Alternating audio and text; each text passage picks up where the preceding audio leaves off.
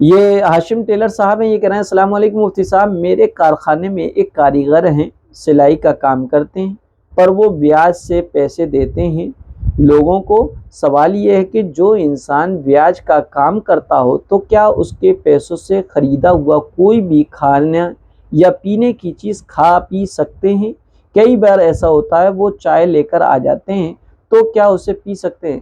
نہیں، قطعاً نہیں پی سکتے۔ جس کے بارے میں یہ معلوم ہے کہ اس کی 100% ٹوٹلی کمائی سود اور بیاج کی ہے،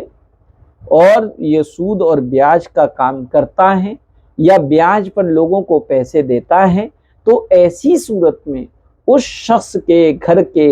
یا اس شخص کے ہاتھ کی یا اس شخص کی خرید کی ہوئی چیز، چاہے وہ کھانے کی ہو، چاہے پینے کی ہو، چاہے وہ گاڑی ہو، اس پر قطعاً نہیں بیٹھنا چاہیے، جائز نہیں ہے۔ ہاں، اگر کوئی ایسا بندہ ہے جس کی ٹوٹلی کمائی تو حرام کی نہیں ہے، لیکن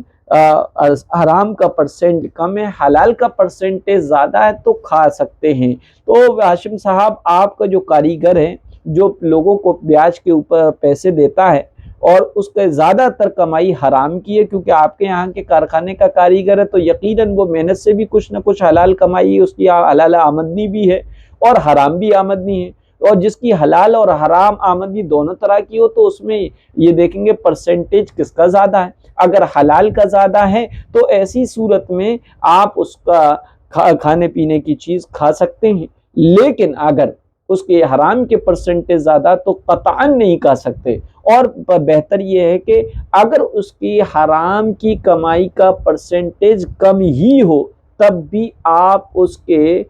کھانے یا پینے سے بہت زیادہ احتیاط کریں، تاکہ اس کو احساس ہو جائے کہ آپ اس کی چائے اس لیے نہیں پی رہے، اس لیے کہ اس کا عمل گناہ ہے، وہ جو بیاج پر پیسے دیتا ہے اس عمل کی وجہ سے آپ اس کی چائے نہیں پی رہے، ہو سکتا ہے اس کو احساس ہو اور وہ بیاج کے پر پیسے دینے سے رک جائے۔